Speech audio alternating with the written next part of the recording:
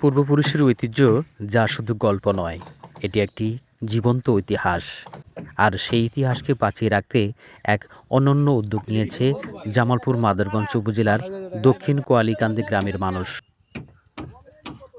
৮৫ হাত লম্বা এক বিশাল বাইসেল নৌকার নাম দিয়েছে ঐতিহাসিক দর্পণ। যেন অতীতের গৌরব আজও ভেসে ওঠে নদীর বুকে।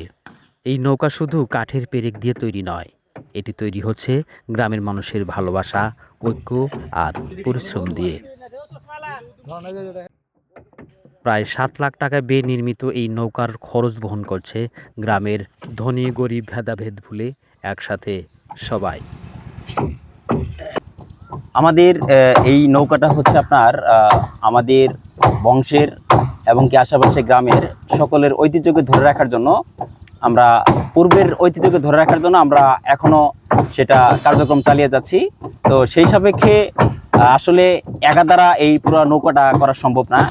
একজনের সব টাকা দিলেও কিন্তু একজনের দ্বারা এটা সম্পূর্ণ করা সম্ভব না। সেই সাপেক্ষে আমাদের এলাকাবাসী সবাই মিলে সকলের সহযোগিতায় আমরা এই নৌকাটা কার্যক্রম চালিয়ে যাচ্ছি।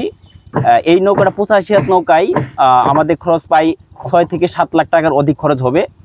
যদি একটু খরচ কম হইতো, কিন্তু আমাদের সকলের সম্মতিক্রমে আমরা যে কাঠগুলো দিয়েছি, মেহগনি কাঠ আর পায়া কাঠ, সম্পূর্ণ এই দুটি কাঠ দিয়েই আমাদের নৌকাটা করানো হয়েছে, যেন আমরা এই নৌকাটা দীর্ঘ ২-৩ বছর খেলতে পারি এবং কি সুনামের সাথে সকল জায়গা থেকে আমাদের সুনাম অর্জন করতে পারি। আমাদের এই নৌকাটার মূল নামটা দেওয়া হয়েছে ঐতিহাসিক দর্পণ।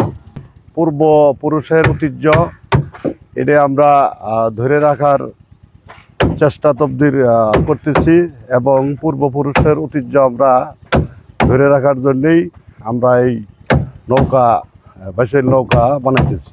আমাদের পূর্বপুরুষের যে খেলাটুকু এটা আমরা ধরে রাখছি, এবং পূর্বপুরুষের নাম রাখার জন্যই হয়তো খেলাটা আমাদের এই নামটা হয়তো করানো হইতেছে।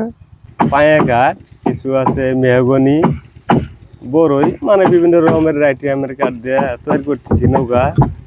আমি মিস্ত্রি ফারুক, ঘুঘুমারি বাড়ি আমার, মাদারগঞ্জ ঘুঘুমারি বাড়ি।